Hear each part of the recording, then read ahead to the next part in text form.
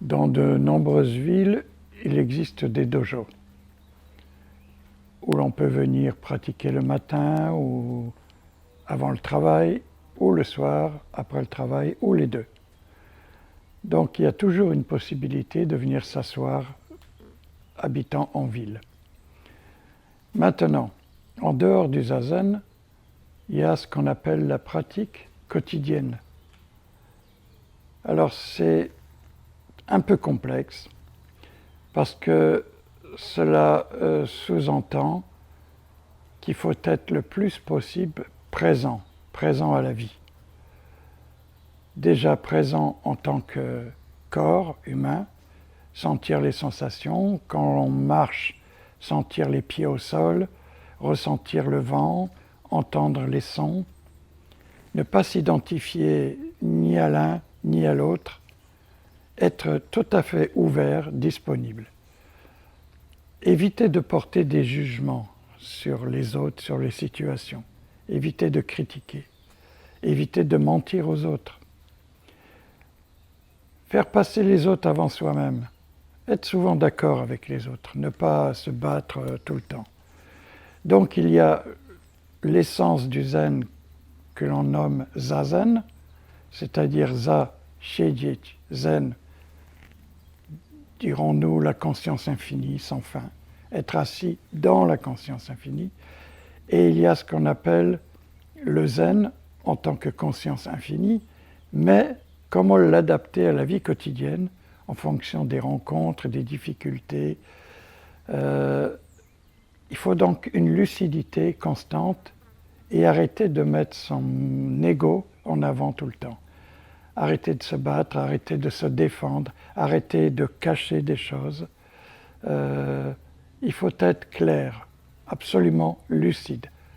Accepter les choses vraiment telles qu'elles sont, qu'elles soient agréables ou désagréables, garder cette conscience à peu près toujours égale, mais surtout lucide. Voyez les choses telles qu'elles sont. Ne regardez pas les choses à partir de ce que vous savez vous. Sinon, vous êtes coupé du monde extérieur et au lieu de voir le monde extérieur, vous l'interprétez à partir de ce que vous avez déjà dans la mémoire. Ça, c'est le problème de tous les êtres.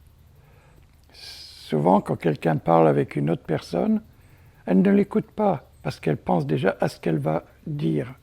Mais non, il ne faut pas penser, il faut écouter, s'imprégner. Il faut que la personne entre en vous, que sa souffrance pénètre en vous. Alors vous pouvez, ressentant la souffrance de l'autre, répondre avec une réalité non issue de l'imagination. Et surtout, ne répondez pas à partir de vos souffrances à vous. Ne projetez pas vos souffrances sur les autres. Dans la vie quotidienne, évitez de voler. Alors, on ne va pas parler du premier précepte, éviter de tuer. En général, on tue personne, sauf quelques rares personnes dans de rares circonstances. Si vous êtes au travail et que vous téléphonez à une amie ou un ami sans demander l'autorisation au patron, ça s'appelle voler. Si vous emportez des stylos, si vous emportez des papiers sans demander, vous avez volé. Donc ne volez rien. Si vous voulez quelque chose, vous le demandez et si on l'accepte, vous pouvez l'emporter. Ce sont des petits détails qui sont importants parce que vous les accumulez, et au bout d'un moment, ce détail devient immense, il devient un gros mensonge en vous.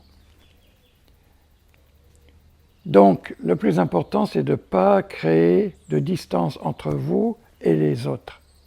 Voilà, soyez toujours avec les autres. Laissez tomber votre corps-esprit pour être avec les autres. C'est le rôle du bodhisattva. Donc la vie quotidienne est très importante, c'est une manière d'appliquer Zazen dans la vie quotidienne. Utiliser son corps est très important, vous voyez, parce que le corps est assez neutre. Le corps n'a pas d'intention. Le corps ne ment pas. Il n'a pas de stratégie. C'est une plante. C'est de la biologie. Donc, fiez-vous à la biologie, au corps réel, qui n'a pas de mensonge. Pour cela, vous devez être présent dans votre corps. Donc, quand vous marchez, pensez les pieds qui marchent. Quand vous lavez quelque chose, sentez la température de l'eau. Faites attention au bol, à l'assiette, aux fourchettes que vous lavez. Ne gaspillez pas de l'eau. Soyez tout le temps présent. Même quand vous lavez avec vos mains, sentez vos pieds par terre. Quand vous êtes assis, sentez vos fesses. Restez vivant. En fait, ce qui est important, c'est d'être vivant. Le mental, ce n'est pas la vie. C'est une interprétation de la vie. Mais ce n'est pas la vie. Le corps est la vie. Donc la plupart des gens, on pourrait dire qu'ils ne vivent pas, ils rêvent leur vie. Quand on les voit marcher dans la rue, ils ne sont pas là, ils sont en projection permanente sur le futur. Ou d'autres, encore pire, ils écoutent de la musique, ou toujours sur leur téléphone, mais ils ne savent même pas qu'ils marchent. L'homme marchant ne sait pas qu'il marche. Je ne vais pas aller jusqu'à dire « il ne sait pas qu'il respire », parce que là, ça demande une plus grande attention et plus de pratique. Mais déjà, il ne sait pas qu'il marche. Il est assis, mais il ne sait pas qu'il est assis. Il parle, il est parti ailleurs, sans être assis. Donc vous voyez, c'est pour cela qu'on dit que la vie n'est qu'un rêve. Il n'y a aucune réalité dans tout cela.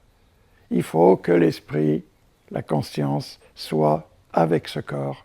Et à partir du corps, partir du silence, comment penser, comment parler.